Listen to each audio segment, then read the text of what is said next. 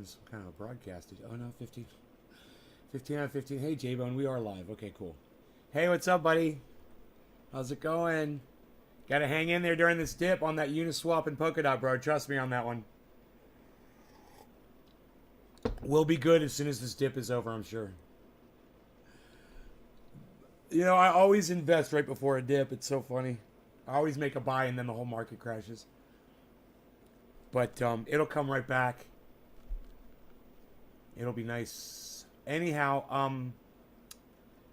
want to talk to you guys about the way social media turned some of us into corporations, and the way I completely resisted that and refused to play into their bullshit, and I was not one of the indoctrinated. But I'm going to show you a little clip from something I was watching this morning that will demonstrate how other podcasters that I watch, how they've let social media mold them into what they've become. And it's creepy AF. So, YouTube has eliminated public dislikes. And Kyle Klinsky talks about that for 10 minutes. We don't have to listen to the whole thing. Hey, Nick. But he makes a comment in the middle of the segment, and he discusses how he's adapted. Eventually it hit a point where it was too big and too powerful to be ignored. And so then the smears came against the platform, and the platform overreacted, and now they've become a caricature of themselves. And YouTube is a shadow of what it used to be. So now we're at the point where even the algorithm is biased. Forget Apocalypse, now we're talking about the algorithm is biased. So they rolled out these changes where now we only promote authoritative news sources. Well, what does that mean? I mean, CNN, MSNBC, Fox News. Well, CNN, MSNBC, and Fox News get shit wrong all the time. They advocated for every single war in the modern era. And all of those wars were wrong. And they just spread the Pentagon propaganda like nobody's business. Russiagate, they were dead wrong on Russiagate. The list goes on and on. So they get to push out false narratives, say untrue things. There's no punishment for them whatsoever. And then on this show, I stand by my track record of getting things right, and we get deranked in the algorithm. And so when you're prioritizing authoritative news sources, what that means is you're always going to get fed in, the recommended box or on the home page. You're going to get fed CNN, MSNBC, Fox News, and even if you're like I'm more of an outsider. Well, YouTube goes, oh, okay, we'll give you a little more outsider stuff. So what will they show you? Trevor Noah, John Oliver, the pre-approved, oh, this is the edgy outsider stuff. The real outsiders like myself, you were fighting an uphill battle. I got 2 hands tied behind my back. We used to, are you kidding me?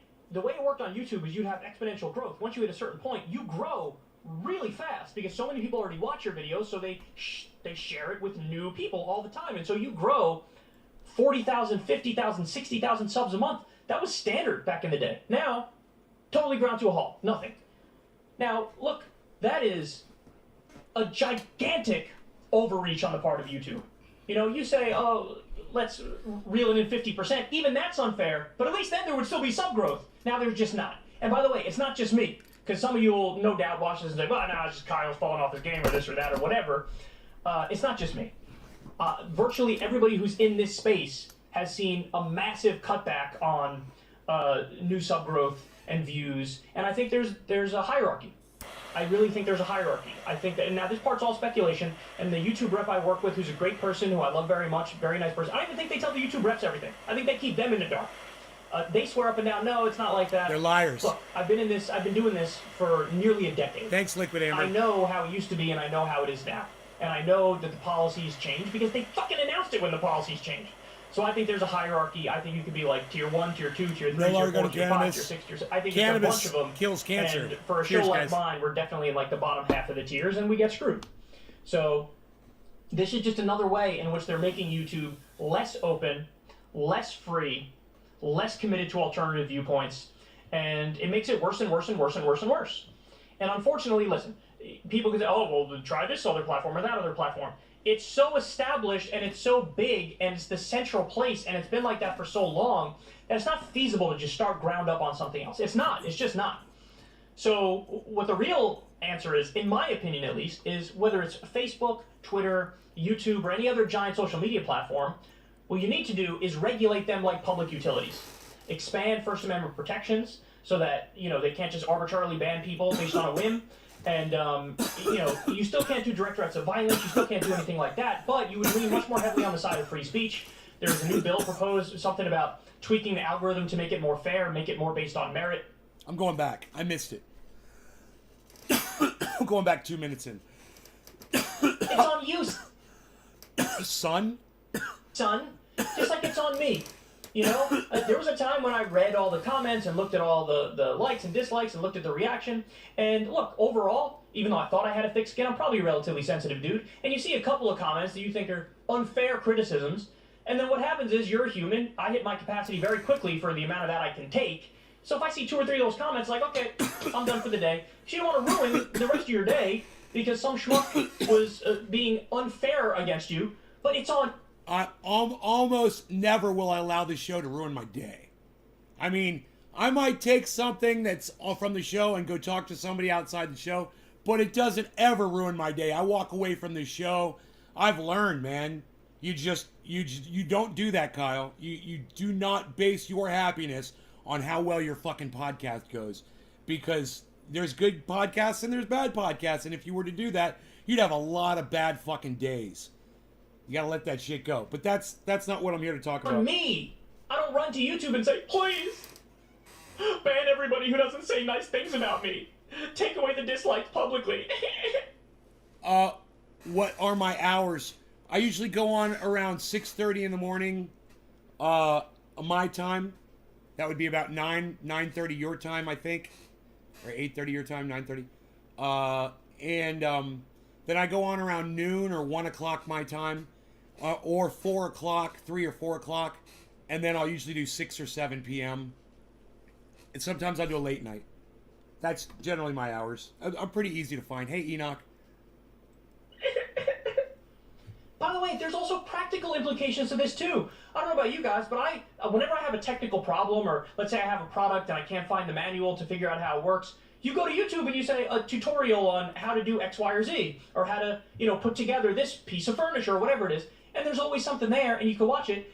And if you happen to click a video where the title says this is what it's for, and then they give like a bad explanation or the thing doesn't work, you can tell by the dislikes that, oh, this is not a good video, let me go right to the next one. Now you're going to have to watch the shitty ones. There are practical reasons to have it there too. That's a good point. I mean, this is, come on, it's just the dumbest thing I've ever heard. I'm anti thumbs downs. I like the star system, 5 stars down to 1 star. But he's got a good point. I mean, I don't like thumbs downs, and I like that you can't see them. People can't come in here and troll me, right? It's great. At the same time, it does serve a purpose. And let's say Kyle's lying, about some bullshit. He's picked up some fucking narrative bullshit. And you see a bunch of thumbs downs and to listen for that bullshit, Heard, and we split the difference. You could still see the dislikes on the back end. I want to see them on the fucking front end. Now, it's a fair point to turn around and say, well, Kyle, Twitter doesn't have dislikes and you like Twitter. True, but they started it was like that from the beginning. You can't give people this extra sense of an open platform and democracy. And well, see, he should remember YouTube started with a star system. And he was there. He's totally forgetting that. Thumbs ups and thumbs downs was not the way YouTube started. That's what Google introduced. Thumbs ups and thumbs downs. Dividing us. Pitting us against each other. Separating the community. Take it away. You can't do that. You're just becoming a more closed platform. And look, that's what happened to YouTube. You all know this. We've talked about this 1,000 times on this show. But there was a time when the whole point was, this is where you go if you're an outsider. This is where you go to have a voice that is not reflected in the mainstream of society. And that's why a lot of content creators with alternative viewpoints got big on YouTube. We're, alternative media. We're independent media. This is where we can be heard. But of course, over time, the platform got too big. It got too powerful according to the already established order. And so what do? It all started when mainstream media ran some fear-mongering articles saying, oh, naughty ads are running on YouTube channels. Here, look, this is a bigoted YouTube channel, and they had a Nestle ad run before it. So what did YouTube do? Oh my God, panic, defund all news and politics. And that was adpocalypse. I gotta go back. So creators like myself, or David Pakman or many others, all of a sudden overnight, all of our funding was gone. And it was gone. Oh, wait. I don't know how long it lasted, 3 days, I 4 think days, this 5 is the days. part. It was terrifying. And that's when we launched the Patreon for this show. That's when I told you guys, I can never again trust YouTube because any second they just pull the rug out from underneath us. And so you guys came and saved the day on Patreon, by the way, patreon.com/secular talk. We still have it and we still need it. That's still, you know, the best way to fund the show, just like we do with Crystal Kyle and Friends on Substack, where we, you know, you guys pay $5 a month. We don't take any ad money for Crystal Kyle and Friends. You pay $5 a month and you get the video a day early and you get the newsletters. And people still can hear the audio for free, but that's just the audio and it comes out a day later. So you charge people, Kyle, for the information, right? You give them a shiny, nice, improved presentation. They get the video. And if you don't pay the money, well, you can still hear it, but you don't get the video. You know, that's incentive. That's corporate incentive. That's marketing. You know, that's how you get them. And that's how corporations work.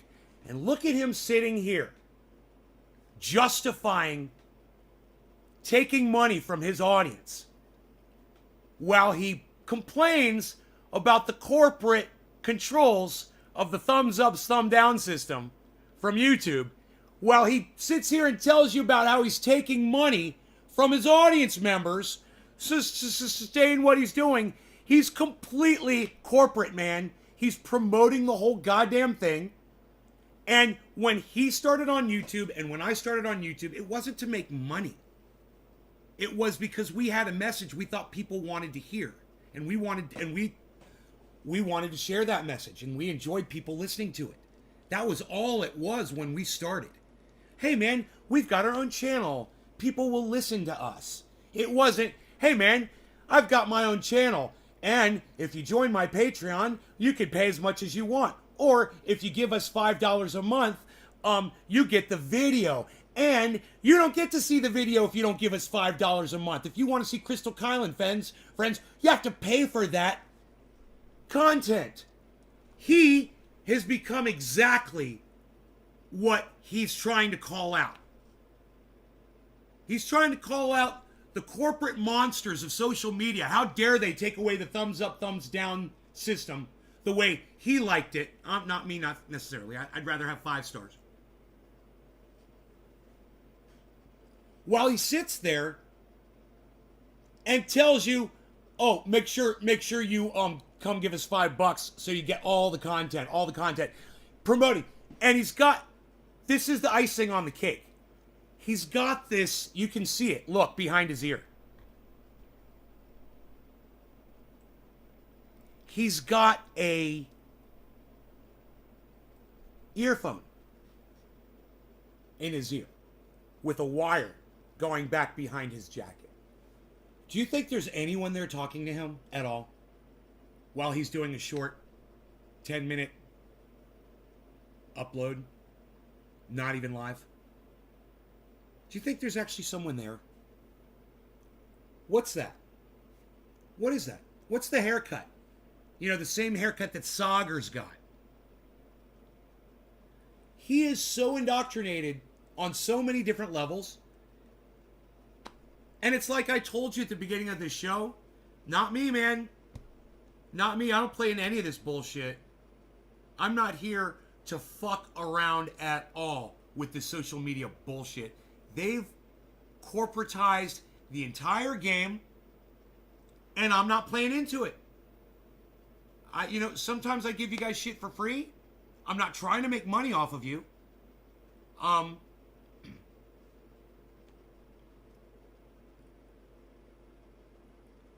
Kyle's turned into a business. He's a corporation now.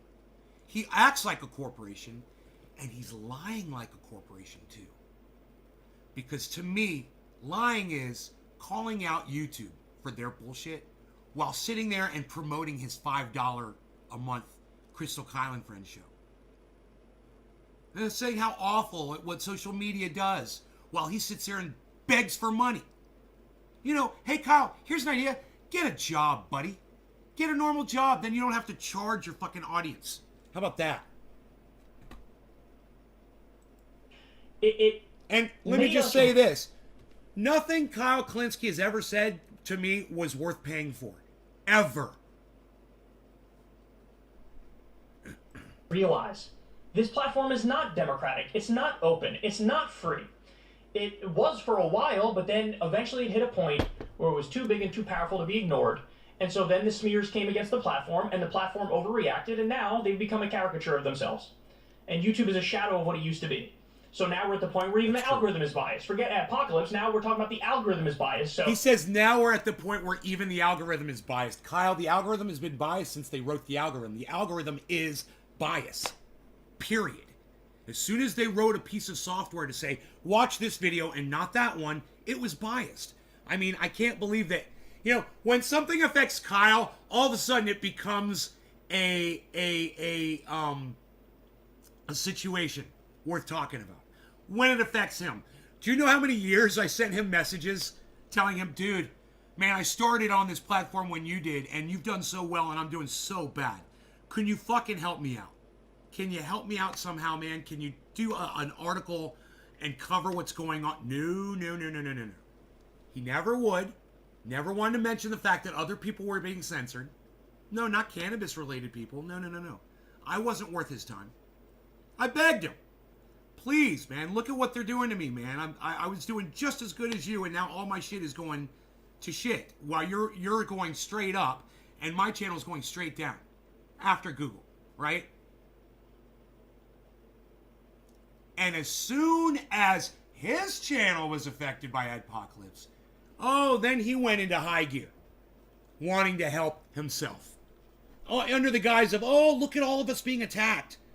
No, it's you, Kyle, and you're concerned about you losing money. Oh, they rolled out these changes where now we only promote authoritative news sources. Well, what is that? I just want to say this, and I don't have a problem with podcasters profiting off of their audiences. I don't have a problem with that. What I have a problem with is when they do it and they try to act like they're not doing it. That's what I have a problem with. That mean? I mean, CNN, MSNBC, Fox News. Well, CNN, MSNBC, and Fox News get shit wrong all the time. They advocated for every single war in the modern era. And all of those wars were wrong. And they just spread the Pentagon propaganda like nobody's business. Russiagate, they were dead wrong on Russiagate. The list goes on and on. So they get to push out false narratives, say and that's all true. What he's saying right there is exactly true. The algorithm needs to go away. Period. Thank you, Kyle Kalinske. Now, take your Forrest Gump haircut the fuck off my goddamn stream. You fucking dumbass. God. So, God, that fucking haircut, man. What the fuck is it with that stupid Forrest Gump haircut, man? And these idiots today. It looks like they're just shaving the brain cells off their fucking brain. You know?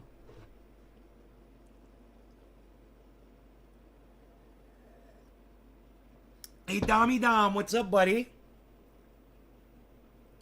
When it hits big money, they jump. Well, some of them do.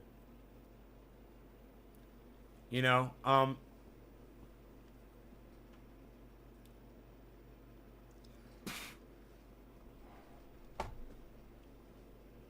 one thing I don't like is when people charge for content. That's the thing that really gets me, man. You know, oh, you can see this content if you give me money. You can see this content, but, you know, the other people aren't going to pay me. You guys only see a limited. That's why I like Jimmy Dore. He does charge for extra content. But he does like 3-hour live uploads, and you can tune into them anytime you want. And he's putting it all out there, and that is a lot. Kyle doesn't do that shit. You know, Jimmy Dore is podcasting like me, like all the time. He's always accessible. He's always available. And, you know, he's on a much greater level.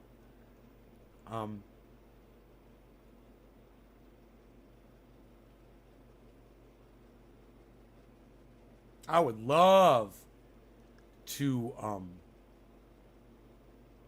have YouTube bring back the 5-star system and get rid of the thumbs up, thumbs downs. Just, you know, give us the star system back, man.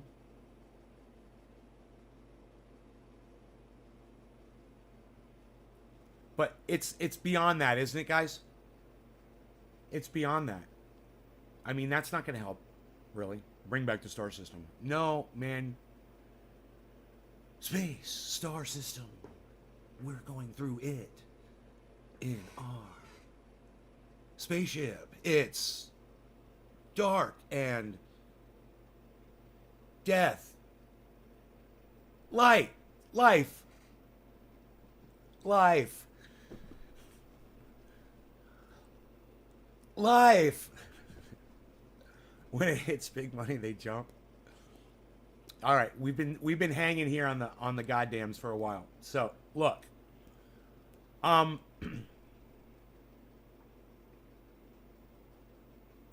it's beyond changing, you know, this or that or the other. It's the algorithm, it's the bias,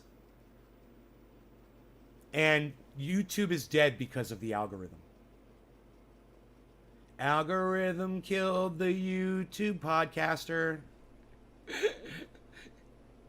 I don't know. Something like that. Algorithm killed me.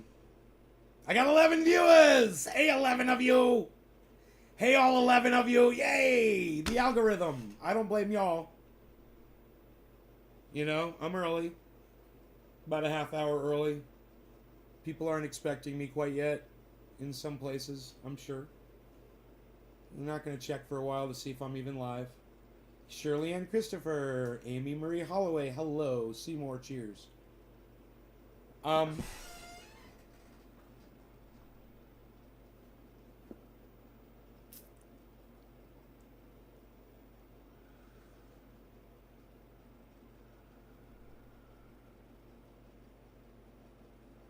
There will be social media sites on the blockchain. You know, I'm sure that YouTube will even become obsolete. Think about that. Like the fucking rotary telephone. Some of you kids don't even know what a rotary telephone is. What, can I YouTube on it? No, you can't YouTube on a rotary telephone. You could call the police, or you could call somebody else, basically. You could put it on a router if you had a rotary phone. Remember those things? You take the phone and you put it on a goddamn speaker thing so it could hear the router over the phone line.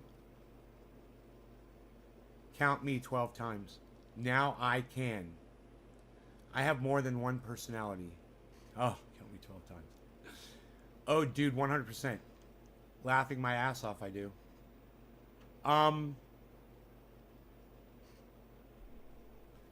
And I believe that when these new social media platforms arise, that I will migrate, you know. I've been looking for one that allows me the exact freedom that YouTube allows me. I mean, I'm allowed to do almost everything on this channel that I want to do. If I could find another thing like this, where I could smoke my cannabis on scram, I just refuse to not podcast without smoking. They're never going to stop me from doing that. I mean, they'll silence me and they'll shut me down, but I won't. I'd still be smoking, you know? I'm not going to stop.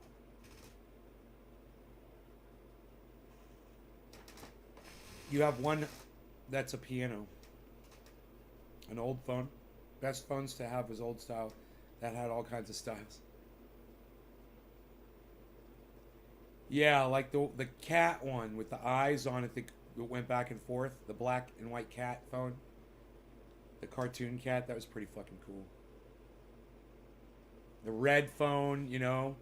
Remember Batman had the bat line to the commissioner? It was a red phone.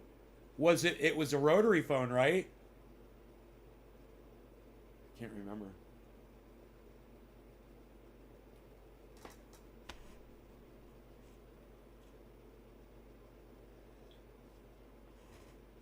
My mom collects teapots. So she's got teapots that are like shaped like themed teapots, you know. They're really cool, man. Like one's like a house, you know, teapot. Ceramic. Painted shit. I don't know if she still does that.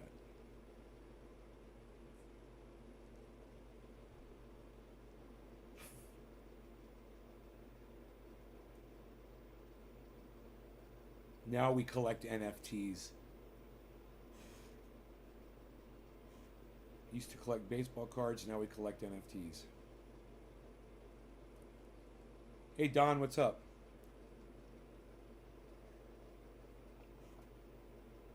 The world changes before your eyes, man. It's nice to be able to sit back and just look at everything that's happened, but at the same time to watch the decay and the decline while people think, no, this is technology, man. And you're like,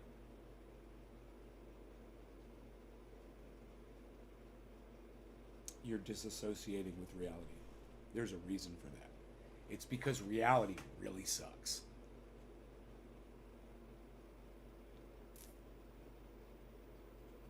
Right?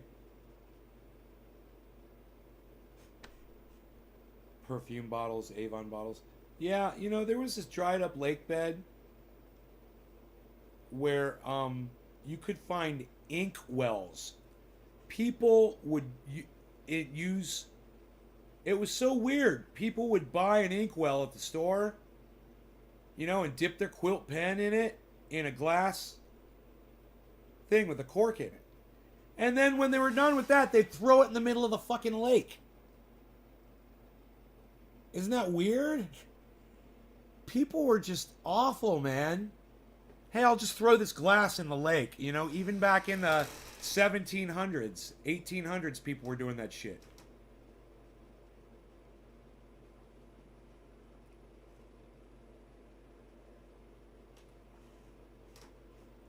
Just disrespecting this planet. Never realizing what it was. That it was fragile.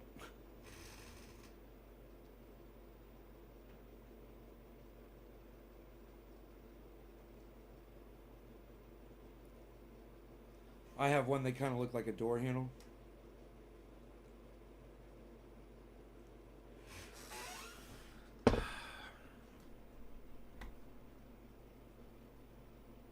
Lark Davis channel. COVID lockdowns being what? I missed that one. These are the 7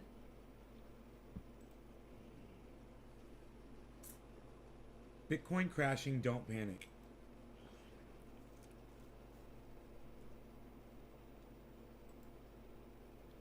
The price of Bitcoin is crashing. Is it time to panic? No, don't panic. Never panic. The top is not even close to being in for Bitcoin. In today's video, I'll be breaking down the technicals and what you need to know about the current market situation for Bitcoin. My name is Lark. Every day I make videos talking about cryptocurrency investing. So if that's a topic you'd like to learn some more about, maybe just stay up to date with, then you should definitely subscribe to the Lark Davis channel. Also, you can take a quick second to tap on that thumbs up for the YouTube algorithm. Massively appreciate that. Anybody who wants to receive notifications should also click on the notification bell. By the way, if you are a cryptocurrency trader, then you need to get yourself an account over on Femex. You can long and short all of the top coins in the market. Bitcoin, Ethereum, Solana, Cardano, they have all of the good stuff. And right now they have an amazing promotion going on where you can get up to $3,500 worth of trading bonuses. So if you use the link down below, $3,500 worth of trading bonuses if you have $125,000 to go move into their fucking exchange, guys. I mean, these guys talk about this stuff all the time, and they talk about these bonuses, but they never tell you how much you got to move into the exchange in order to achieve those bonuses. So just so you know, man, if you want to get the $300 bonus, you still have to move $10,000 of Bitcoin into their exchange. You know, That move is probably going to cost you some money from whichever exchange you're moving it from. That's something else to remember. You're going to get 10% off your fees, the standard $100 trading bonus promotion, as well as an extra $3,500 deposit bonus, depending on how much you deposit to start trading with. Just use that link to start your account. Now let's go ahead and get into the charts. So the old bearish divergence here has basically been playing out to a T. We've seen, of course, the price of Bitcoin coming down today. Now, I think it's really important to bring a bit of perspective into this here. We need to get the RSI off here for now. I think it's really important to bring a bit of perspective into the market and try to understand how things are currently playing out and how serious the current situation is. So far, up to this point, the price of Bitcoin is only down, well, at its peak today, was only down 11.5% from the recent all-time high back here on the 10th of November. Now, back in October, we had a 14%. So it's a less of a width Move. You see what he's saying? That was a bit of a bigger move by a couple percent. And look, I would like to point out this. It's getting more stable. More important for you to kind of take into appreciation here is that your average Bitcoin correction during a bull run 3 and 7. Thank you, 20% Amy. Plus. So we haven't actually seen a big 20% move. This one's for the you. Cryptocurrency markets. Happy 420. In a little while now. Last time we had one, of course, was back here, early September. This was a 24%, 25% top to bottom move. That fit in very nicely with what you typically see happening during a cryptocurrency bull run. These kinds of big volatile moments are super common. They're to be expected, anticipated, and made advantage of when they come. Now this time back here in September was a great time, of course, to buy. Buying when the market's down by like 25% like this in what is still a beautiful uptrend for the market tends to be a pretty damn good time to get yourself a position.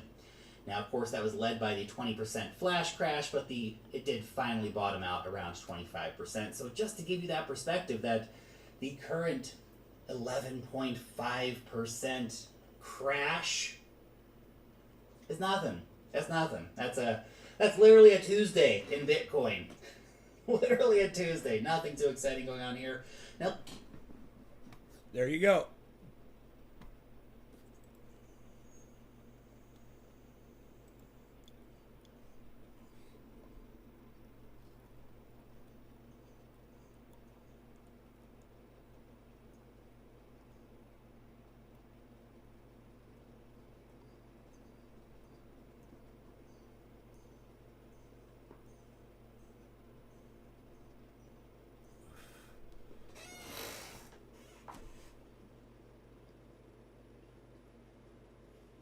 Rogie got up out of bed this morning for some reason, I was like watching him, so he could go throw up on the floor. He didn't want to throw up in the bed. He didn't throw up bad. It was just a little bit. I cleaned it up really quick with some paper towels. But it was like saliva. I don't know why he did that. It's like acid or something.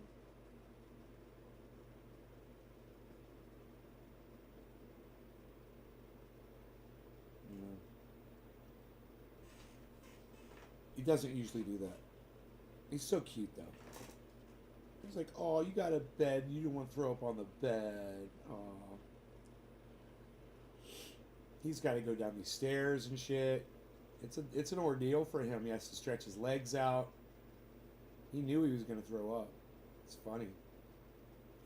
He started kind of convulsing on the stairs,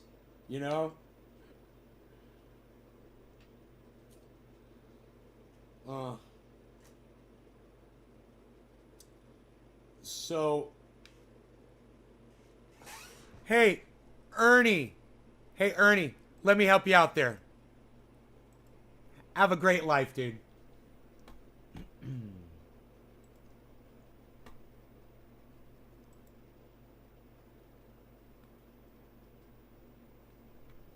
I'm not here to entertain fucking cunts.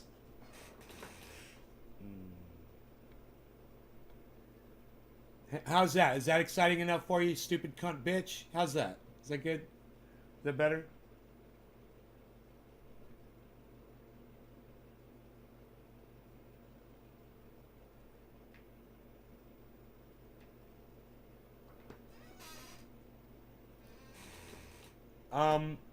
You know, I totally want to talk about this today. I put it on Twitter. Those of you guys that follow, it's at Nays Garden on Twitter.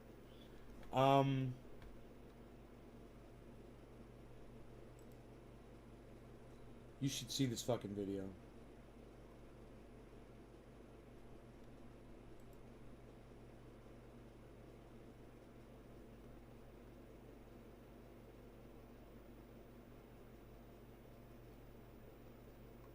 Something went wrong. Try reloading.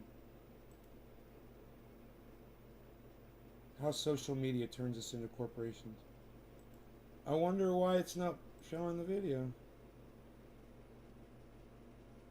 Huh.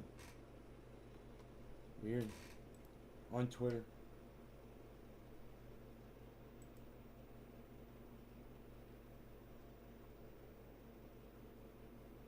Someone said, this is hilarious. If you guys know anything about communism, right? Are there any communist books that are easy to read? I need suggestions, please, lol.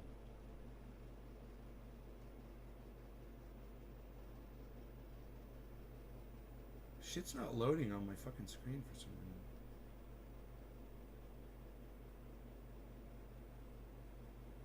I said, communist books is an oxymoron. And then I posted a picture from Twitter about communists in Beijing burning books that were anti-communism. You guys like that? That's the kind of shit I put on Twitter. You can go over there and support that shit. Go into my tweets and replies and you'll find that.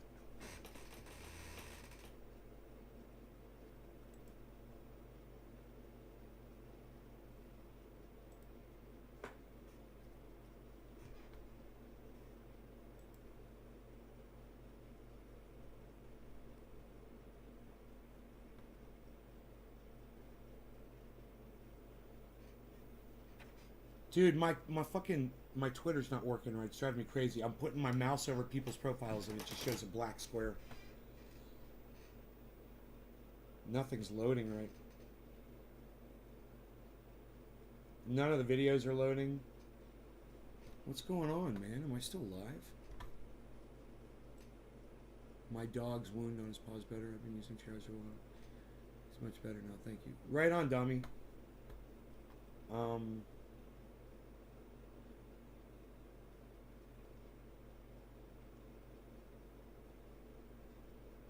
Where's the thing I put up, dude, about Elizabeth Warren?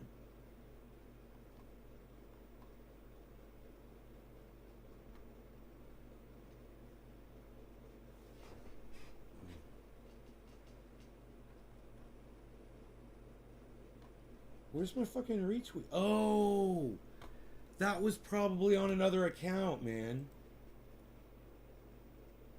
I don't know which account I was on. Fuck. God damn it. I'll find it. Nays Garden, there it is. I found it. No videos are loading on Twitter, guys. Hey, what's up there? J.R. Ryder, Pinoy Grower, what's up, bro?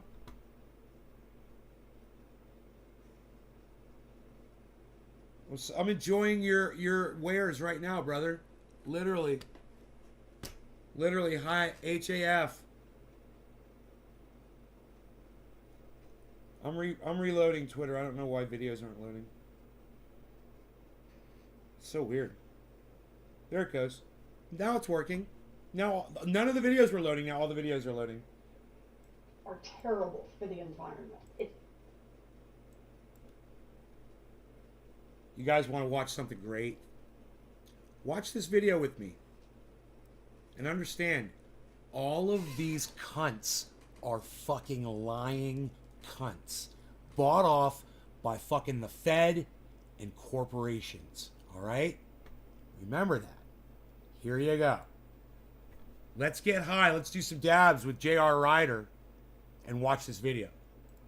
Cryptocurrencies like Bitcoin are terrible for the environment. It's an extremely inefficient way of conducting transactions. It's a way to both hide dirty money and destroy the environment at the same time. The environmental attacks on Bitcoin are best understood as a strategy by economic, media, and political elites to undermine a form of money they can't control. Critics distort the basic facts about what's known as Bitcoin mining, the process through which a global network of computers maintain the Bitcoin network through computation. Though energy intensive, this process is what makes Bitcoin a truly decentralized monetary system. The amount of energy that's consumed in processing those transactions is staggering. A single Bitcoin transaction, that's one purchase or one sale or one transfer, uses the same amount of electricity as the typical U.S. household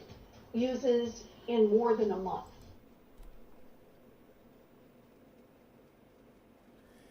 Did you hear what that woman just claimed? Did you hear what Elizabeth Warren? She was running for president of the United States. And she just said that when I purchase $100 of Bitcoin, a single transaction on an exchange, that those little PC computers that are going to verify that one fucking transaction are using more power than an American family, average American family uses in an entire month.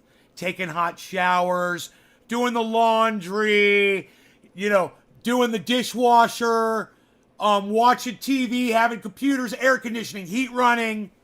She wants you to believe that.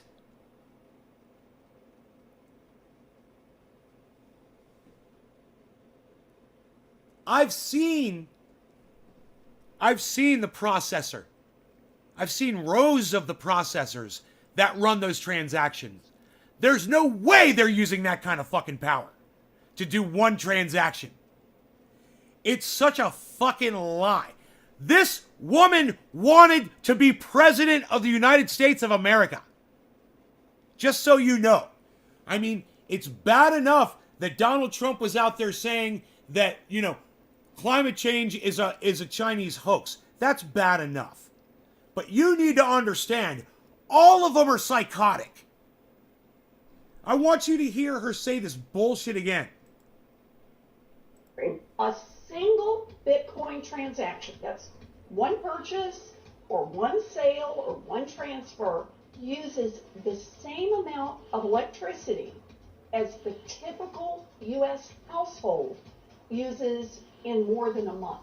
I think the estimate is 53 days. Wow. Yeah. They divide this per transaction energy cost. Couldn't keep eye contact with a fucking webcam after you told that fucking doozy? She couldn't even keep eye contact with a web camera after she told that fucking... Yeah.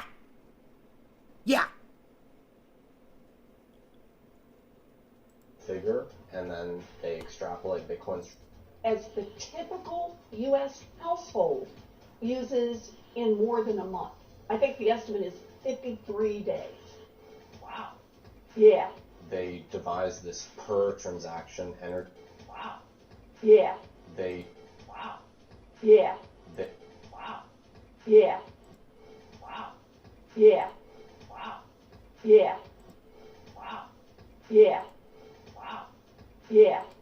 Wow. Yeah. Wow. Yeah. Look away! Yeah. Look away! Yeah. Look away! Yeah. As soon as she lies, she looks away. I mean, the second she lies, she can't stop. That's her fucking tell. Yeah. Alright. It's called greed, Dominic. She's greedy. She's greedy. She's willing to lie to make money. She's defending the federal government. That's how she makes her money. She's a government stooge. She's a fucking pawn for the Fed, bro.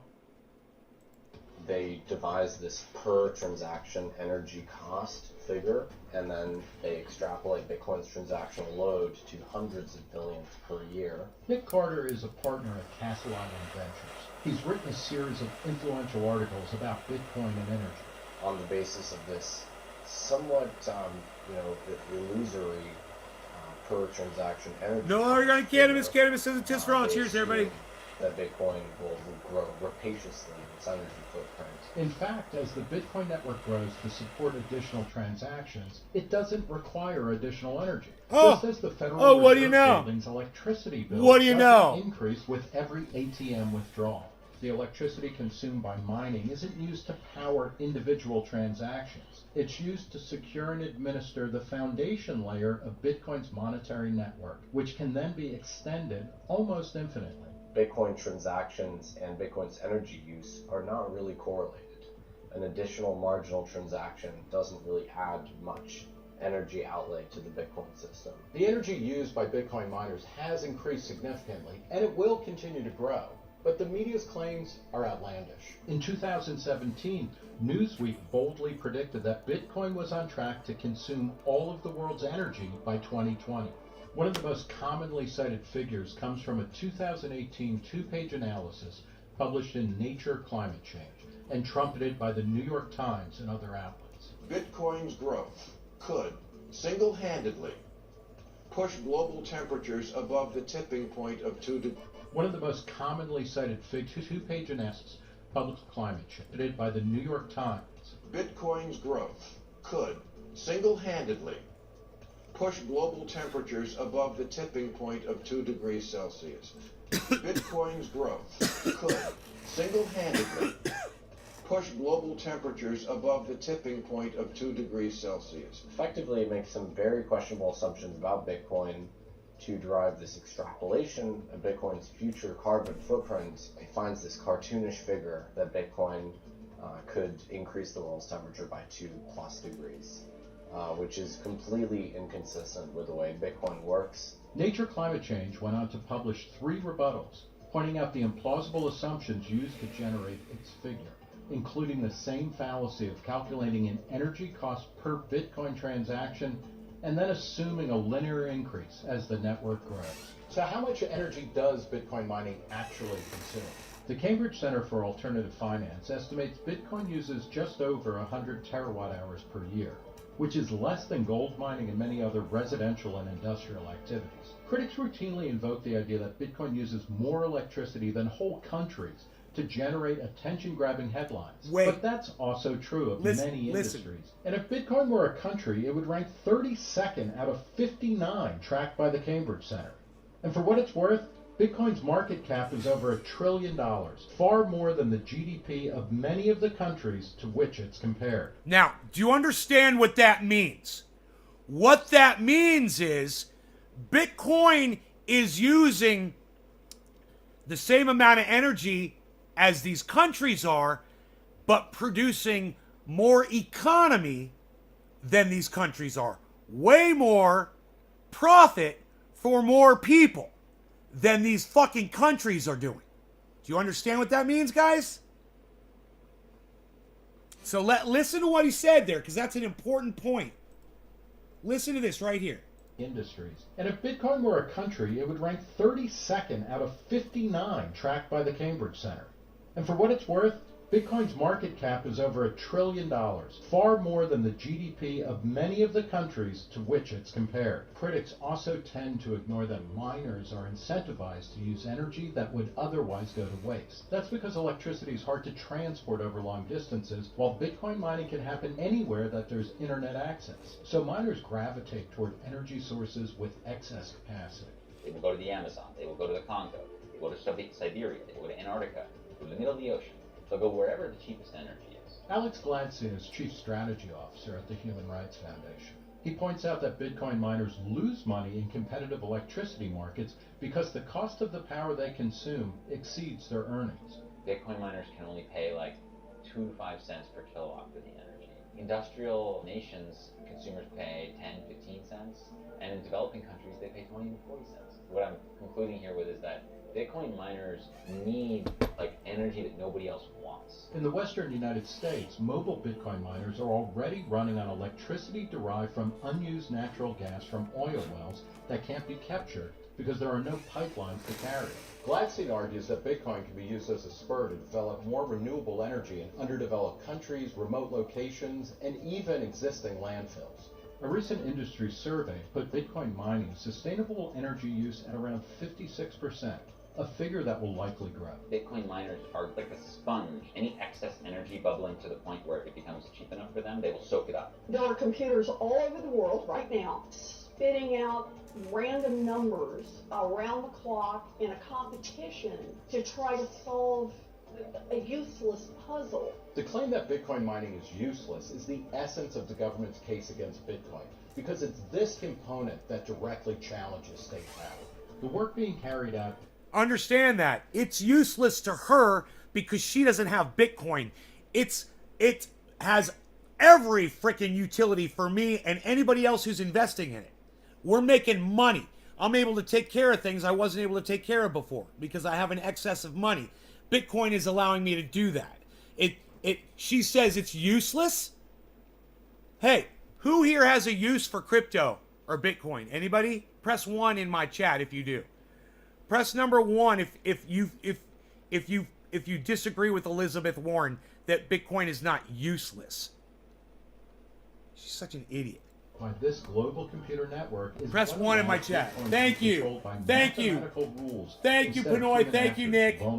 Thank you, J-Bone. Thank you, Seymour. Bitcoin is a vote of no confidence in the monetary and financial system that exists today. This pretty exclusionary system where we are extremely beholden to the opinions of half dozen individuals who all think the same way. Would you go so far as to say it's almost like a generational movement against the status quo in favor of a non-inflationary kind of hard currency? Absolutely. And it's not just non-inflationary, it is a non-discretionary monetary rule. There's no central banker that can come in and alter the rules and privilege one certain set of right, society. Apostle Orlando Bethel? That is the core of the movement here. There you go, guys. You know, that just shows you what we're up against with these people that are in the government.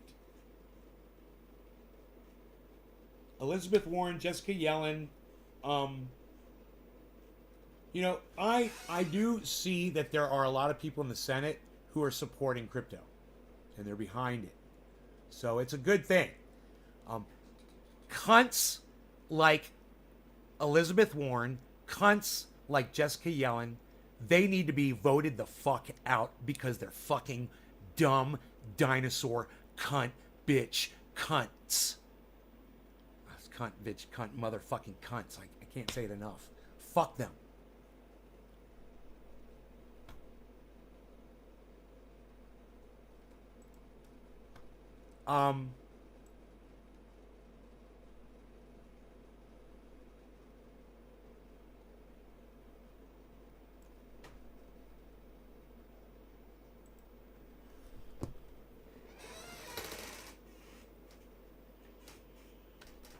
That's it. You just needed to see that, man.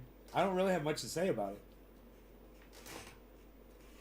I hope that you guys listened to what people say about Bitcoin, saying it's going to cause the planet to warm up.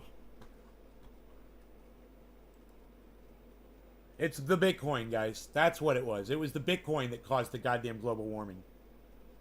God, man.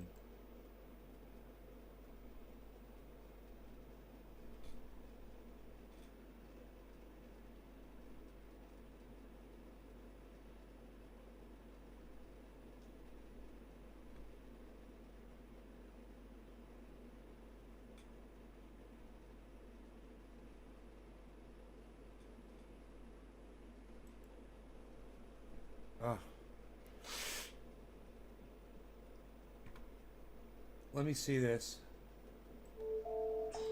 It reminded a lot of people of something. It's Car Rittenhouse trial. It reminded a lot of people of something something, I just can't remember what it was. Oh,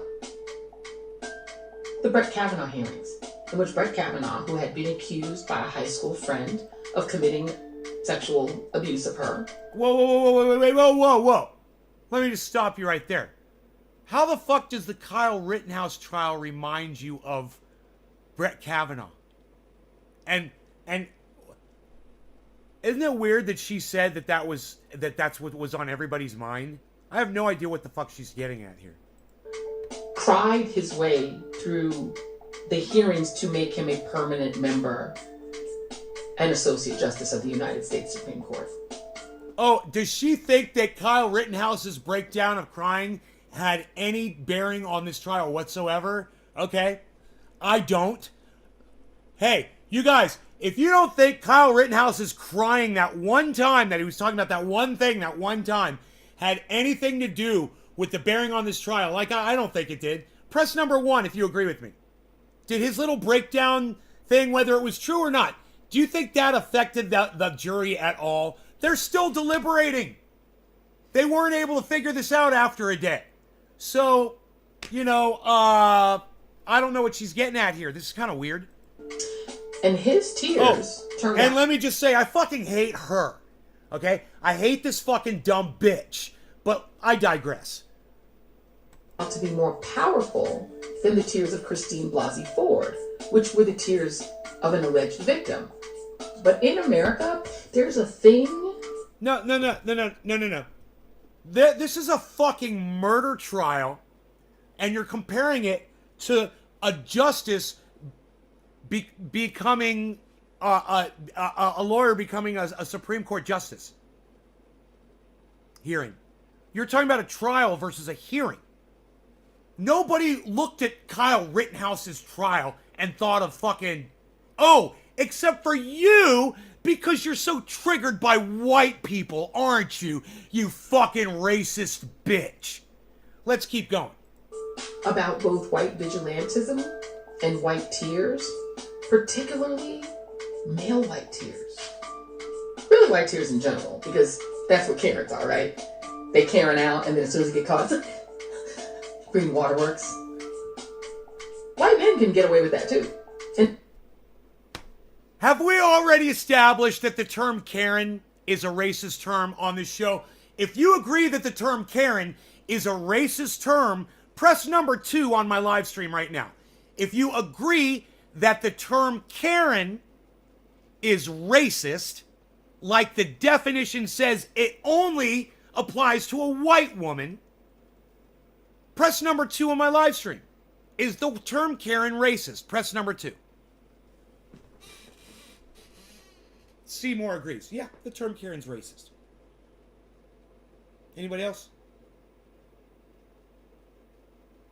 Nick agrees. The term Karen is racist. By very definition. Do you guys want me to pull up the definition? Oh, NY710. I don't know who you are, but I love you already. Thank you.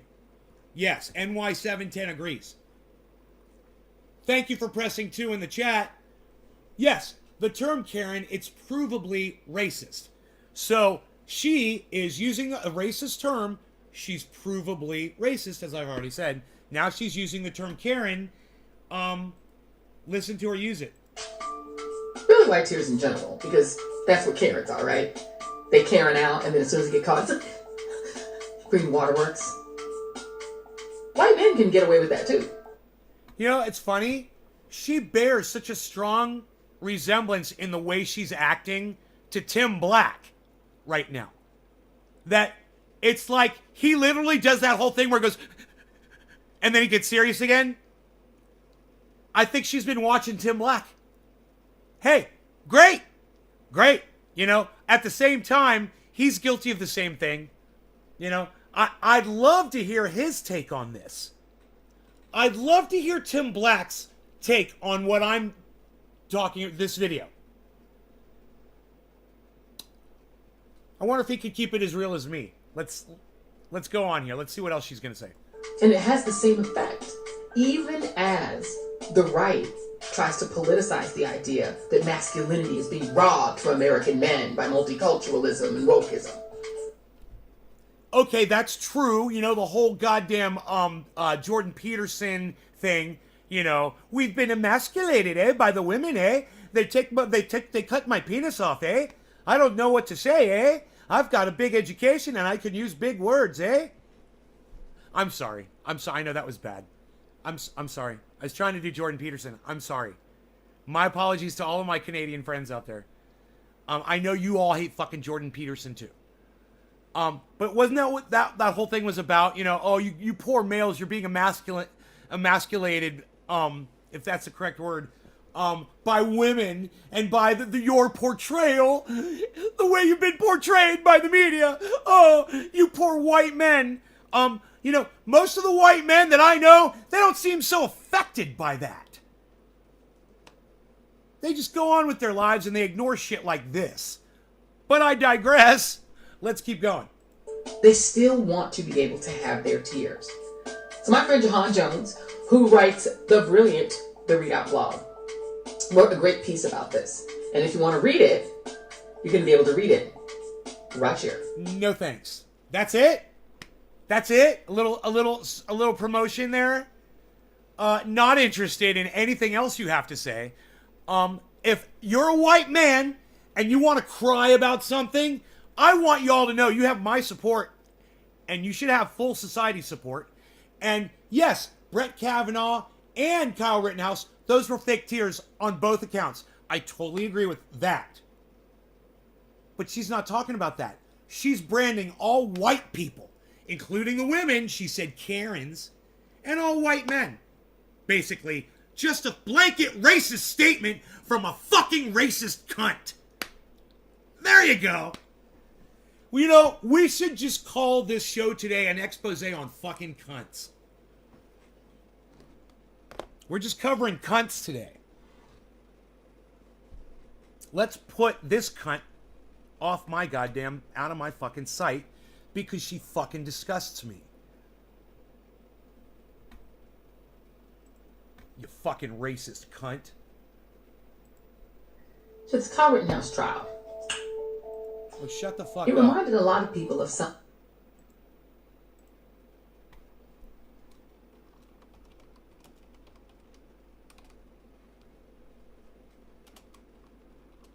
I'm sending that at Real Tim Black.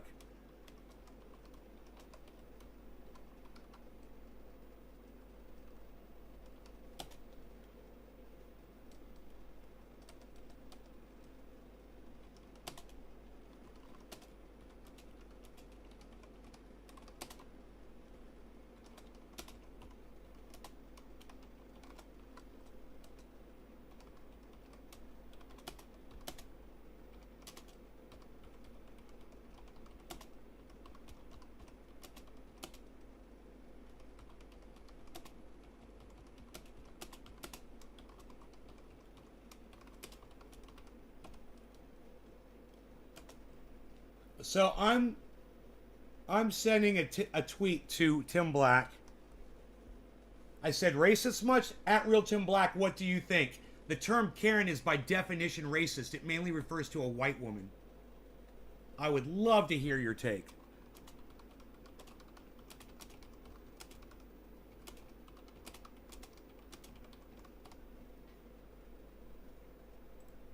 There we go. You guys can retweet that at Tim Black if you want. It'll be under my tweets and replies at Nays Garden on Twitter.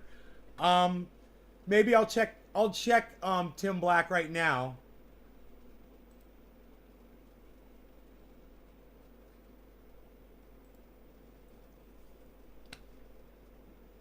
And see if he's talked about it.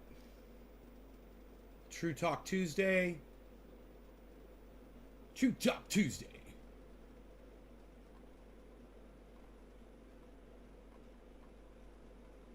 Don't see him referring to the video.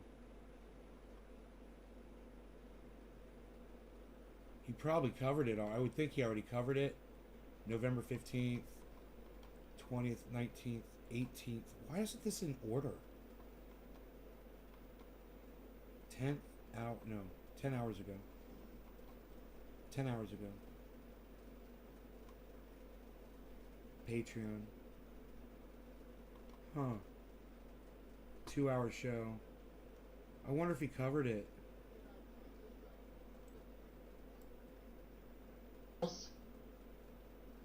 Who are supposed to be grown-ass adults and are supposed to be black allies have revealed themselves for who they are. I tried to tell you, Johnson. You told me what is some of what he tell says, me? Johnson. Tim is jealous. He clout chasing. But these are all people. Benny the Rolling Stoner, what's up, buddy? As big as me, but I'm clout chasing. He's just hating. He's just mean. They use the name Chad as racist. It refers to a white man in distress as well. People. So stupid. I work with them. I know them. I know their personal business. And I know they are horrible. In need of an emotional rescue. Back to Kyle Rittenhouse. This is obvious, guys. Look, if you can't articulate, if you're in a media game and you cannot explain what's up with this Kyle Rittenhouse case, how important this is, if you can't express that, if you say that you're an advocate for black folks, see, some of them never said it. And they have an audience who don't give a shit. They don't really care, so that's what I'm trying to say. This is my point. Tucker Carlson's Tucker Carlson gonna Tucker Carlson. Tucker Carlson doesn't pretend to be a supporter of black folks. He doesn't pretend to support poor people, working class people, people trying to get off the streets, homeless people trying to pay their bills, barely making it. Tucker Carlson represents Republican conservatives, well-to-do. He backs up the capitalistic system. And that's never been good for us. So he doesn't pretend. Now, I don't like Tucker, but at least he's not trying to pretend to be in this group of people that got my back. That's what I'm saying, Johnson. I got you. So at least he says how he feels. Has revealed itself. Has revealed those. Once he started fake crying. For instance. He started blubbering a little bit. We saw that. These people suddenly coming out saying, hey. And then he stopped. There was a loud noise. He was like, after all. Oh, I'm supposed to be crying right now. Is running away after all. It's all self-defense. There's nothing to see here. What's wrong with the media? Why, and this is all they do is divide people, but this talking point are liars. Real talk. Or they're naive. But you gotta choose which one. Real talk because with Tim Black. Once we drill down one level beneath that, we gotta ask the question, because we're intelligent people. Why was he running? Why? Because he had a gun that he was handling in front of people. And let me tell you something, J.R. Ryder, though. While I do realize and I do agree that that was fake crying at the same time, he was being asked to relive shooting and killing somebody that he had shot 4 times that he didn't know, but later found out in that trial that guy had mental problems. His girlfriend had just rejected him. He had just gotten out of the mental hospital. So if Kyle Rittenhouse has any kind of a conscience whatsoever, some of that crying may have actually been coming from a real place. I'm not saying he was fucking crying. I'm saying he may have went with it, and forced it. It was just, it seemed forced. At the same time, when you shoot and kill somebody, you shot them 4 times, you made sure they were fucking dead. Then come to find out, oh man, it was a fucking crazy person that should have been on medicine. And had they been medicated, had they been in a safe place, they wouldn't have been out there on the street acting like that. That may have affected him because he didn't know that when he killed that guy, right? There's a lot of aspects to this trial that those jurors have to consider, and that's definitely one of them. Just the fact that all he saw was a guy that said he wanted to kill him, basically. That's how that appears. The guy seems totally coherent to him. Yeah, and he focused. Oh, he's coming to kill me. I feel sorry for the jury, and I understand why they're fucking deliberating. Hey man, I know where my judgment goes. Immediately. You want to hear my judgment? Everybody guilty. The kid that gave him the gun, the father, all three of them. Jail time. Fucking guilty. Kyle, murder. Guilty. First, second, and the guy, his hand, attempted murder. All three of them murder charges, and I'm going to tell you why. Because he had that gun illegally. There's a reason why you're not allowed to have a gun at a certain age. There's a reason for that. And he had that gun illegally. As soon as that law was broken, everything that happened at that point was because that first law was broken. So in my opinion, I would have never dismissed that charge. In fact, hey man, you know, if the judge really wanted to do it right, he should have dismissed the first murder charge. Okay? Gone with the second murder charge. If there was an attempted murder on the third, blow somebody's fucking wrist off. Hey man, that guy might bleed out. That's attempted murder. You know, you want to do that, I'm okay with that. The guy had a gun in his hand, you can let the jury decide that. But that first charge stays. And that's the charge that you really want the jury to consider for the reason that that is the linchpin. You know, without that, nothing else would have happened. None of those people would have been harmed that night. And Kyle Rittenhouse wouldn't be on trial. But he chose to take a gun to a protest. He chose to obtain a gun illegally. He chose to break a law. The law was there for a reason. So that's where it goes. The kid's fucking guilty. Period. You know, you want to sort out the rest. I say dismiss the goddamn murder charge on the second. The guy was crazy and was gonna kill him. Dismiss that shit. Don't even, why should they struggle over that? If I was the judge, that's what I would do. You know? But, you know, it's on fucking video, man. You can hear the guy screaming he was gonna kill him. If I get you if I get you cornered, you're dead, man. We fucking find you with that by yourself. You know, and they got him. He got him, right like he said, man. He got him by himself, man. He's all by himself. Man,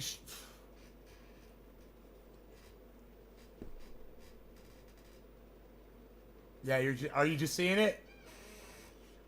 7 o'clock, top of the hour. No law regarding cannabis. You guys, if you're having fun, if you are enjoying this live stream, what I would really love and appreciate all of you to do is please put a 3 in the live stream while we watch a little bit more Tim Black and do a dab. What do you guys say? While he's handling it in a way that made people upset, and somebody reacted to that. The person that reacted to that get chase. Did you say gave chase? During the chase, Kyle Rittenhouse stops running, turns around, plants his feet, and shoots the mofo. Oh, well, that's not how it happened, Tim. See, that's not... He shoots and kills him after that's shooting him 4 times. Not fair. He doesn't know what the fuck he's saying right now. Hey, Karen. Cheers, right. Everybody. No law regarding cannabis. Cannabis isn't just for all. Everything that happened after that is all because he's running after killing someone. So, to ignore those facts, those are the facts. That's what happened. If you didn't know that, that's what happened. I don't know what to tell you. You're a fucking liar. That's what I'll tell you. People didn't randomly start chasing Kyle for no goddamn reason. They chased Kyle Rittenhouse because Kyle Rittenhouse, they heard someone get shot. Then they found out it was him who did this shooting. And to everyone else's mind, he's the guy who just killed the guy. And he's getting away. You don't get to tell people, I'm going to holler at the cops. No, people want to take you to see the cops. You just killed someone. So these people are not honest. But what they are honestly doing is appeasing a conservative audience. And as usual, they're willing to throw black people under the bus to do it. Because if Kyle Rittenhouse holds no responsibility for shooting 3 people, killing 2, if there is no responsibility for that, all it does is embolden more people like Kyle Rittenhouse to come out to events. matter or otherwise. Okay, okay, that's fair. I totally protect property. Or I totally fucking agree with everything he's saying right now. What he said before about Kyle turned around, planted his feet, and killed that guy in cold blood, that is not how it happened. Kyle was being chased down by a raving, threatening lunatic that promised him he was gonna fuck him up, man. So why is he? And then he looks at his audience. He says, "These are the facts." Oh, Tim. So that part, you know, he missed the boat on. But afterwards, this part, yes. Why is this so hard for Tim to keep it real 100% of the time, man? Why is that? Oh, I'm almost picking his nose there with my mouse. Sorry, Tim. Why is it so hard for Tim to keep it real all the time? You know, when you play narrative, Tim, you rob yourself of your credibility. I love you, bro. You can be better, man. You can be better, man. Come listen to me call you out on your bullshit and start calling yourself out on your own bullshit. Accept this criticism as I accepted the criticism that you gave me years ago. And, bro, you can grow, man. I know you can do it. To help. Who needs a gun to paint over graffiti? Nobody. Facts. I've done some painting over graffiti in my younger days when I was a kid. Good for you, Tim. I'm proud I never of you. needed a gun to do it. Who needs it? What paramedics you know carry AR-15s? Right. Well said. Well, military medics. It's like their arguments are bullshit. But he's right. And my thing is this, guys. I told you they were full of shit. That's all I want to say.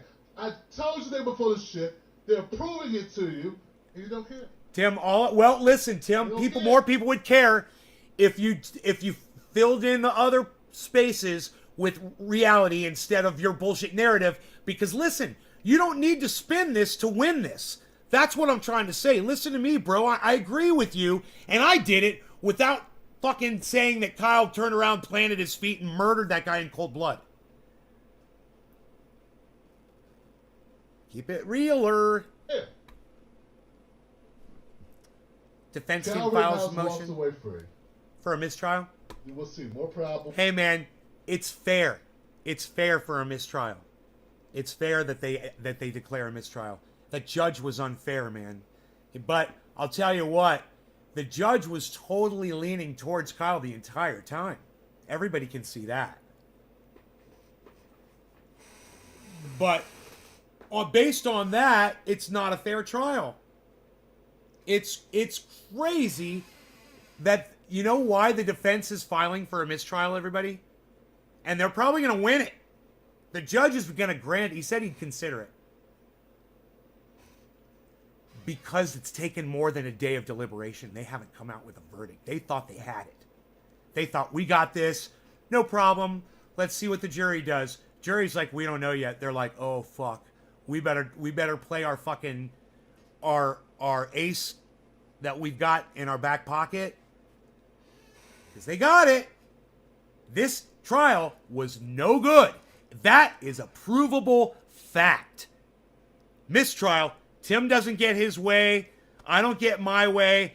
But we're keeping it real. The judge was unfair. He was literally, his ringtone was God Bless the USA. Donald Trump's theme song for his rallies. His battle cry. Oh shit. Hold on. Oh, it's just my cat. Okay, I thought he might have a bird or something. What's up, Carlos? Hey, buddy. Harley cat. Harley cat. Harley cat. Harley cat. Harley cat. Harley cat. Harley cat. Harley cat. Harley cat. Harley cat. He's a Harley cat. He's a Harley cat zipping around the universe and stars. Rantings tell, Tanya. I don't boys, understand what that means. more militia types. It's almost 7:10. Bore these people out and protest. Now, most protests, typically, I know things got a little weird there for a minute, and weird in a good way. You saw a lot of white people in protest. In this protest, it was overwhelmingly white. But historically speaking, who does protests? Who does the marches? Who's doing the marching? Okay, so it stands to reason that more often than not, there will be black people at these marches. Now what's going to happen? Who's going to start showing up now with guns? And anyone who says, oh, that's not true, just dismisses that this could have social implications. Man. And make things dangerous, more dangerous for black folks, is in denial. But what I'm telling you guys is they don't care because what's most important to them. 7:10s and yeah, 2 minutes. Cheers. That's what it is. I'm so tired of people making excuses. I'm so tired of people saying, oh no, this person's a good fighter for the people. That's only because the people that he's undermining are people that don't look like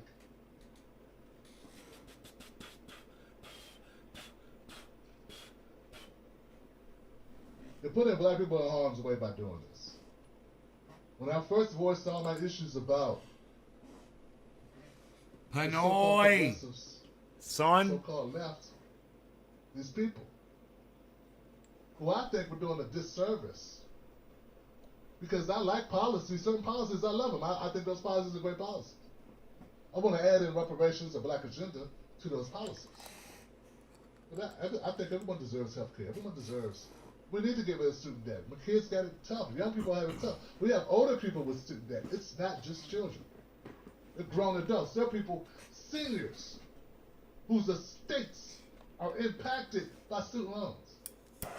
Happy 7:10. No longer going to cannabis. Cannabis services for all. Cheers, everybody. Policy, okay? Environmental justice, educational justice, medical justice.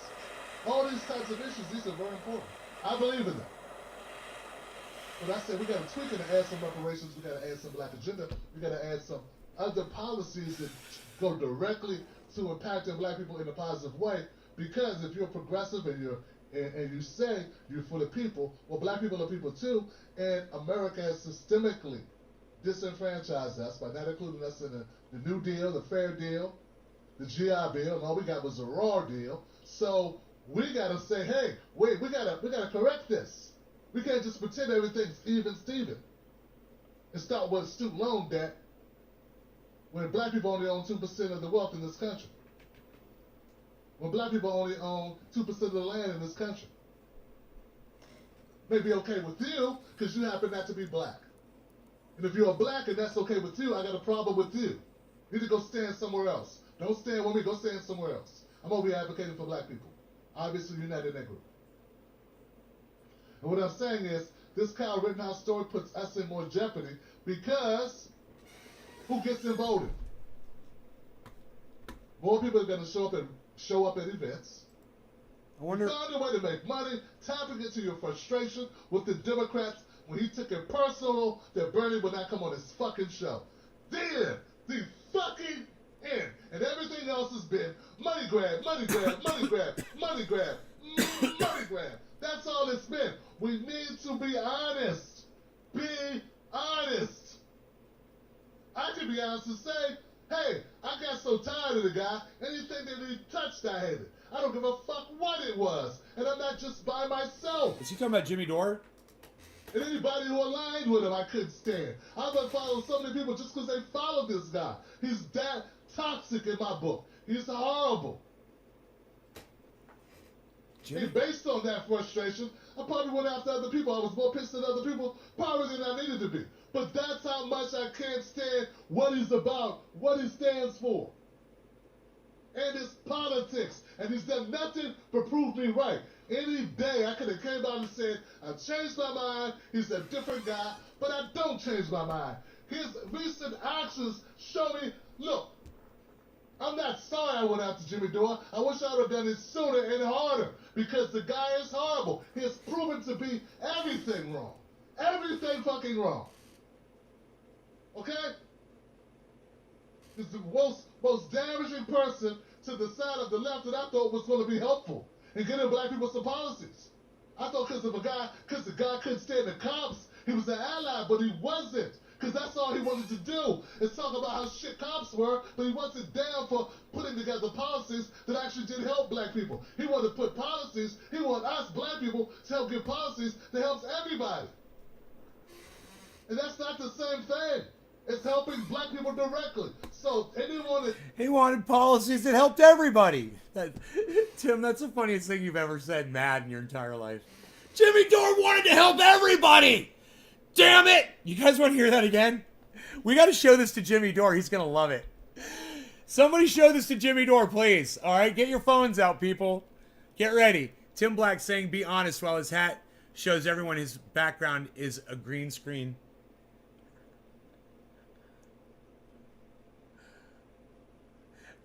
I don't think it's a green screen. I don't think he's on a green screen, bro. That's a normal TV set behind him, I believe. You could totally be right. I think he's got backlighting on him, but I'm not sure. God, is that a green? You're right, dude. It's a green screen. Yeah, that's got to be a green screen, right? That's a green screen. I think it's a green. That's why the lighting's so good on him, because that's great green screening, bro. Fuck. Here. Where are we here in this 3312? We got to go back to 3250 and hear him say, Jimmy Dore wanted policies to help everybody. Mad. That is the fucking, just the funniest thing he's ever said ever. 3255. Here we go.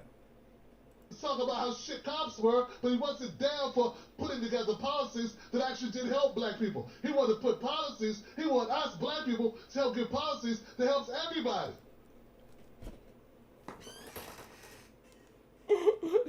Tim, man! Jimmy Dore wants policies that help everybody! Am I getting it wrong? Am I getting it wrong here, guys? Let me know. Dude, if I'm getting it wrong, press a number 3 in the live chat. If I'm getting it wrong, let me know. This is funny, right? And that's not the same thing. It's helping black people directly. So anyone that's on that shit, I don't ride with them. Now, also, please, can we stop pretending that Roland Martin is good for black people? We must stop pretending. We must. I don't give a fuck if you're over 50. You stop fucking pretending that Roland Martin means well, that he's good for us. He's a pissed off guy, wishing he could be back in CNN. He could not. His last resort was to try to compete with people like me, and he's doing nothing but champion for the Democratic Party. The day of black people being escaped by, kissing the ass of the CBC, the contemptible black carcass. That's what I call him. The contemptible black carcass. Yeah. When he lifts up his hat, you can see it. You're right. Okay? They're not fighting for black people. I'm tired of it. We have to. His latest thing is, if you attack Kamala Harris, you're attacking black people. No, Roland. When you bend over for the Democrats and gaslight black people in order to help black elites like Kamala Harris, you are disrespecting black people. You are slapping black people in the face, and we are tired of you. Good for you, bro. It's not your fault Kamala's a horrible politician. Sometimes black people want black people to succeed so badly, they'll help someone who really does not have the ability to be successful. And that's Kamala Harris. And I didn't make it that way. She makes it that way. And she's a vice president. No one gives a shit about vice presidents. She's falling on the sword because they want to make Biden look better right now. Because he's tanking too. But everyone knows this. Man, Mike Pence, I forgot Mike Pence was alive. No one cares about VPs. Now you're just adding into this to take heat off Biden's ass. And no one's buying it. No one's buying it. So we have to stop pretending. Look, if you're a Roland Martin fan, I would like to know why. Actually, I don't want to know why. I don't care why. Fuck Go Roland over there. Martin, man. I hate that But guy. we're going to stop pretending. Just admit, you don't want politics to change. Just admit you just want to hold on for dear life. You don't want to actually get reparations or a black agenda. Because none of these things, and I do mean none of these things, there's Roland Martin support. So stop. Stop pretending. I want people to own up to their bullshit. Own up to it. If you've been using someone's name, in order to get awareness to build a platform because you have no ability, no creativity to build one on your own, just admit it and then give them back their name and go back to obscurity. That's what you can do. Happy Or create a 420. new name and disband it. Do whatever you're doing. But stop pretending. That's all I'm saying. Stop pretending you got a problem with me. When really the only problem you had is you wanted to be me. That's all. Just stop pretending. Stop pretending. It's over. It's cracked. Jesus Christ. It's over, man. We gotta stop pretending. We have a young man by the name of Julius Jones. Been in jail 20 years in Oklahoma. He's about to be put to death, even though the parole board says he should have a stab execution, clemency, and be given an opportunity to be released. And the Oklahoma governor won't even sit down with the family to discuss this shit. And he's got 2 days left. 2 days. That's fucked up. On Kamala Harris? And carrying their own weapons. There were so many weapons shown in those raw videos carried by people hiding among the peaceful protesters. But they were rioters. They're opportunists. No, and black people need to wake up. They need to realize this is what we got. We need to hold our fucking lawmakers accountable. No, Tim, not you, Tim Black. Other people with real platforms. People with real jobs. People with driving services. And a real staff and a studio and a salary. A cleaning service. Ooh, that would be nice. You got on a cap, man. Come on.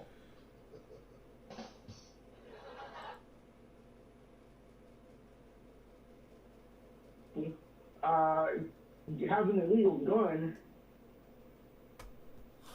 Has an illegal gun. This should be interesting. And you know, it's just more evidence on top of evidence of how vile and putrid this country truly is. It's insidious. And these people that want to support this fucking killer, they're just insidious, vile, malicious people. They know exactly what they're representing. They're representing that part, that real. It sounds cheaper than a maid. Yeah, it would be a cleaning service. I want one that waxes my vehicles too.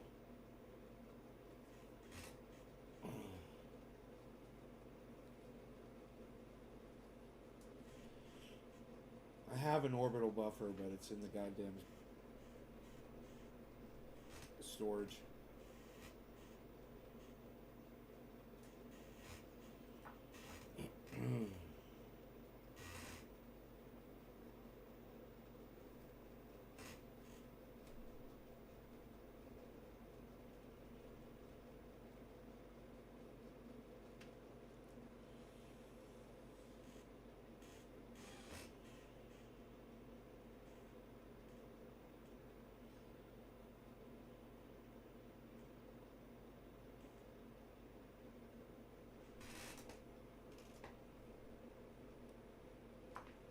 I wonder when Rogi's gonna wake up. Cat's right here. Rogi's still in bed. He wasn't feeling good this morning. Poor dog.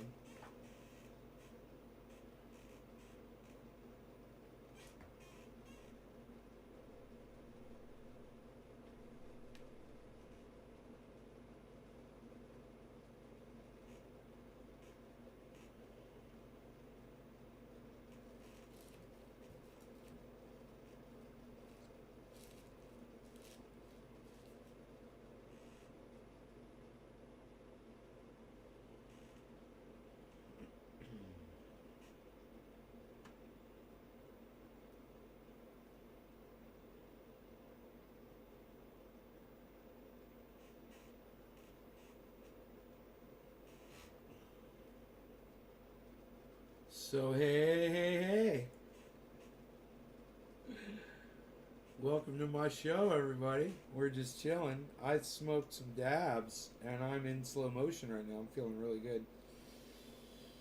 We've discussed a lot of things so far on the show today. You know, I like to tweet out things I think are interesting so I could talk about them on the podcast.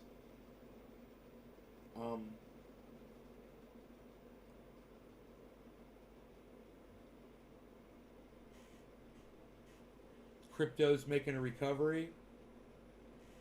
We talked about that already. Lark Davis.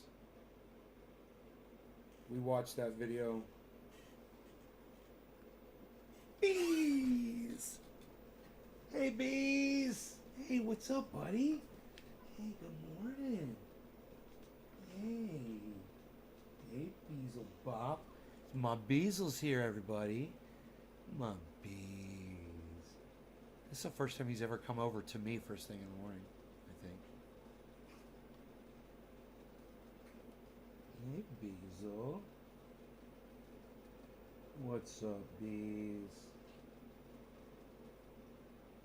My bees. My bees. I love my bees.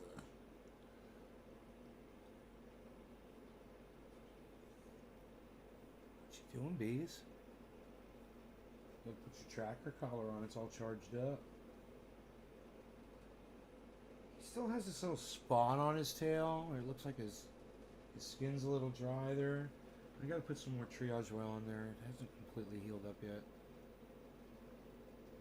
I've already put some on at least one time. He doesn't like when I do it, really. It's like, he doesn't like when I do anything to him. I don't like to disturb him, though. You know?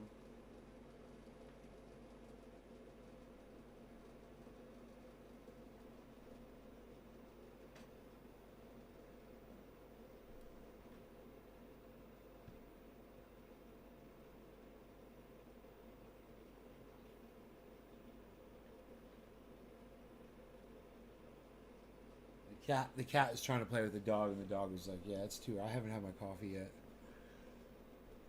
Oh, there he goes. Now they're playing.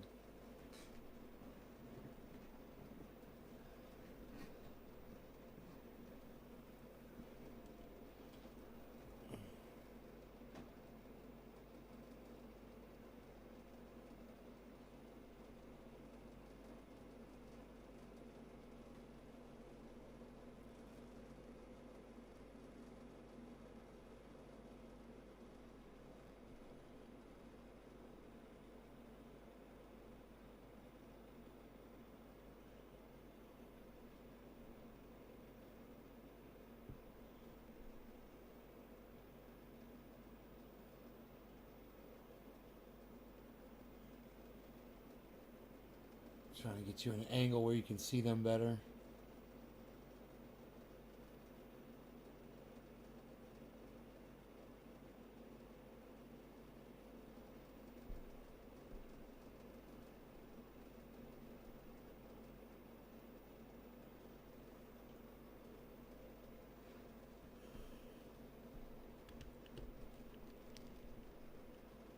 There we go.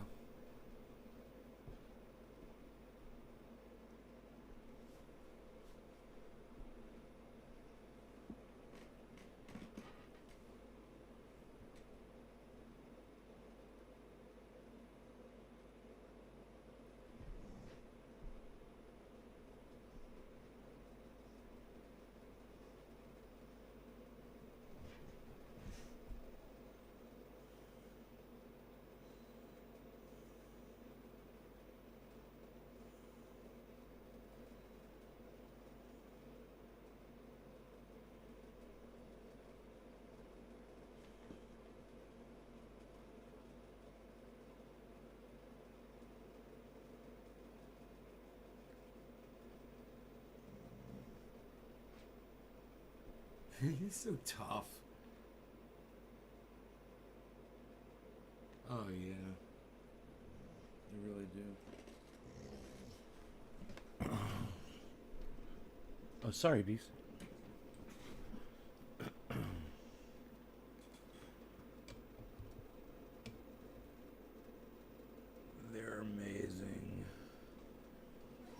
Two of them together. Bees, what's up, buddy? Buddy bees.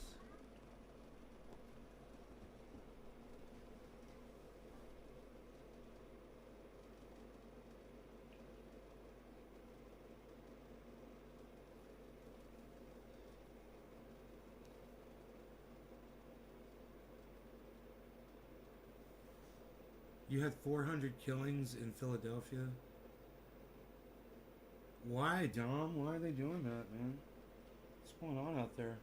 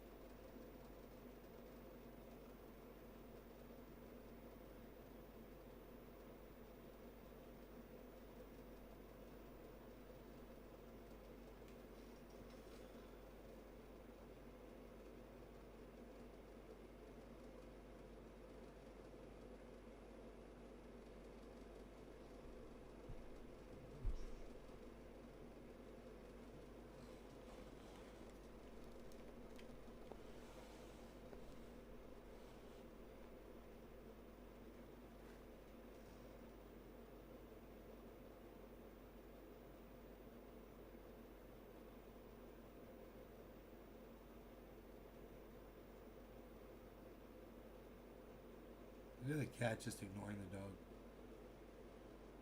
dog. Wonder if there's anything going on in the news. You guys want me to pull up? I've got my phone right here. I can just look really fast.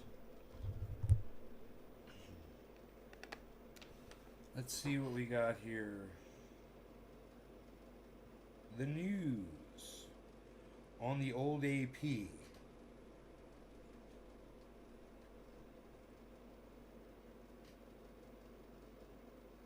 Or else.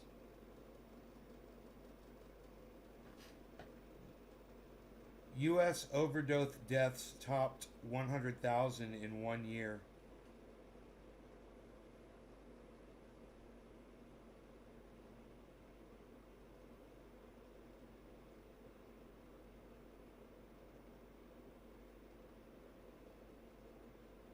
There's nothing in the news on this day. Isn't that weird? Nothing in the news at all.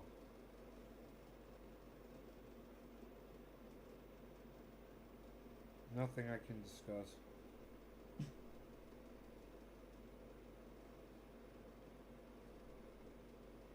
Deadly flooding in Pacific Northwest in Canada. Yeah, you guys, because of climate change, there's going to be a lot more storms, as I've already warned y'all, and these storms are going to be way wetter. They're going to be more powerful. They're going to last longer, and there's going to be more of them.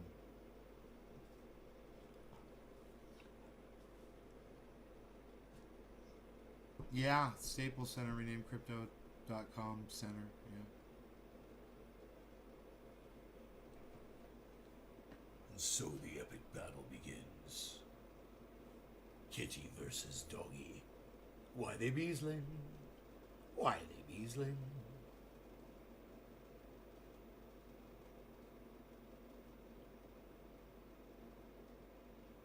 I love how the cat just is like playing with the dog while ignoring him at the same time.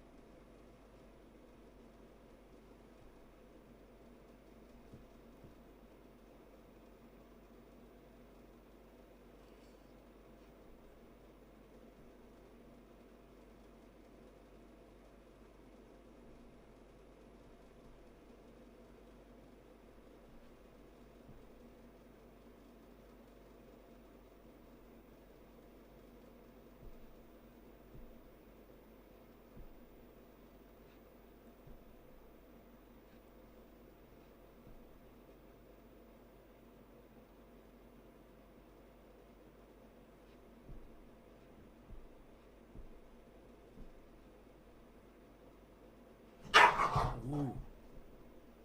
That's not cool. That cat really bit the dog.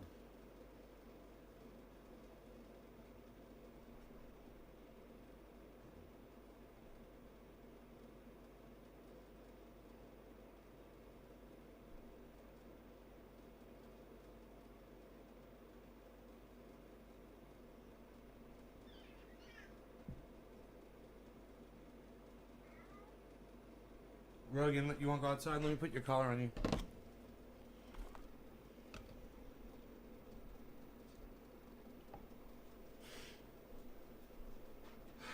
Come on, bees.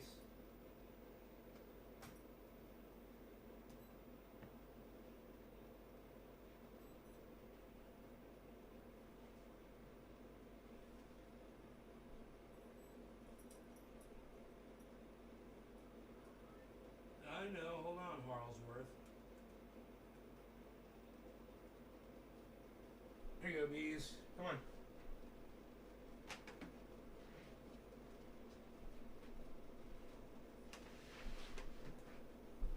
Come on, bees.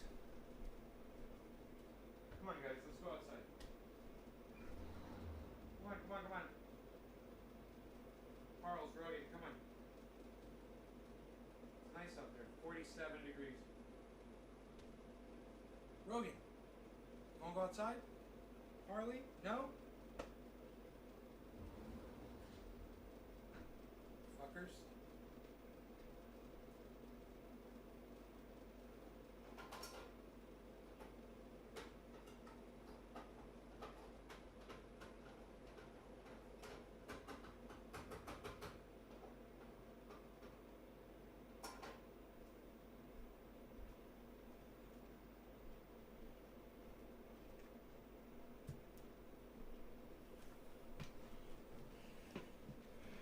Yes, crypto is taking over the world, man, and everybody, when this becomes a thing, you know, more people will buy in. It'll become a thing. It's beautiful. It's a beautiful, beautiful thing. So,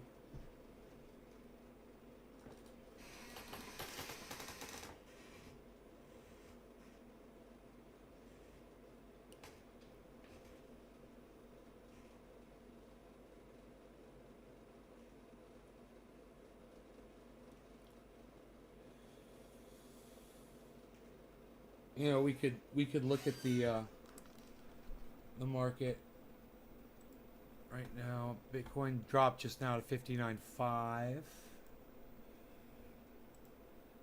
It is. It pumped a few hours ago when it hit 58,380. And now it's just kind of been going down, going down, going down. It's flat bopping downwards. Not a lot of movement. Just going downwards slowly. We'll see what it does now. Looks like it's continuing downwards slowly. So that's what's going on with that. You guys got anything else? I've been live for a while.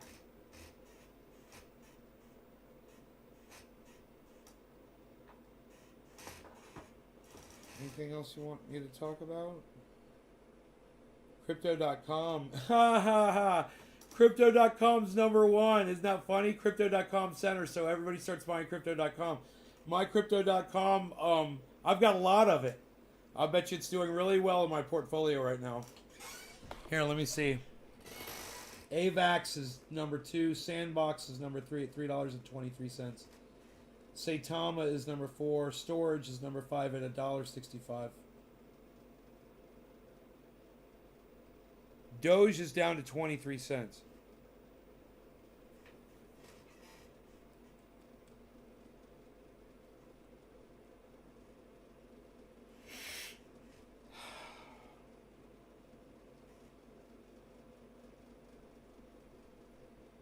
Ethereum is still under 4,200. 167. Okay. Let's see. Crypto.com. There it is. My buy-in on Crypto.com. It's at 48 cents right now. 49 cents. My buy-in on Crypto.com is 21 cents. Average. My profit loss percentage on Crypto.com is 164%.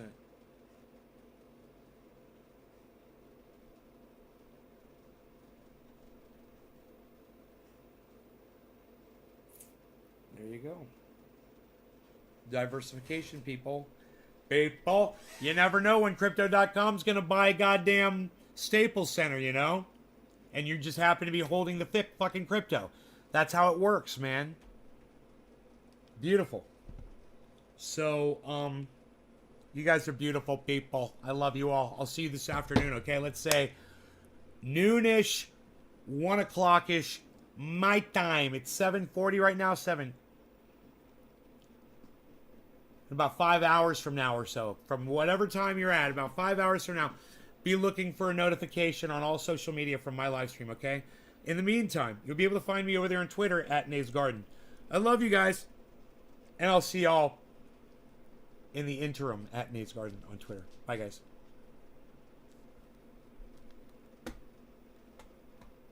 Beep.